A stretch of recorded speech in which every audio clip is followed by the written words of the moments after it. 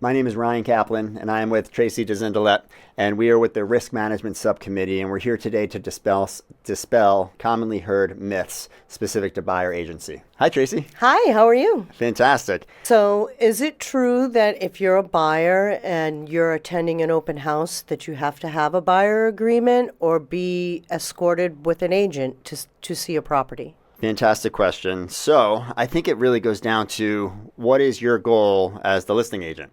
And that listing agent is to, what hopes to get as many people through that property, to drive as much traffic, in representing that seller, getting people through, getting an offer. So at the end of the day, it comes down to what the seller wants. So very commonly, a seller will want proof of funds.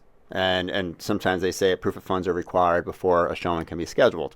So can a seller say that a buyer agency agreement is necessary? Absolutely. That's fine. But is that in their best interests? And that's a question that a listing agent should have with their sellers to say, is this going to be beneficial in driving traffic to the property? Can it happen? Yes.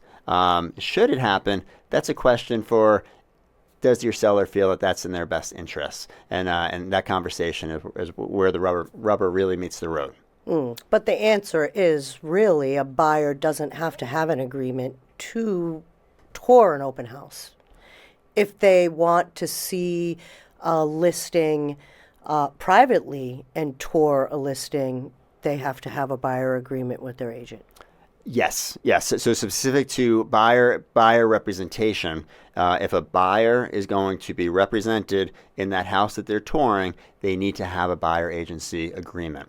And this comes down to the NAR settlement, and it's just for transparency that before that buyer goes into that house, they should be very clear and understand what their financial obligations are specific to if they're going to place an offer. How much are they going to be paying that agent? And so as long as that transparency is there, and which means we have a written agreement, the buyer agency agreement, then your bases are covered. Very good.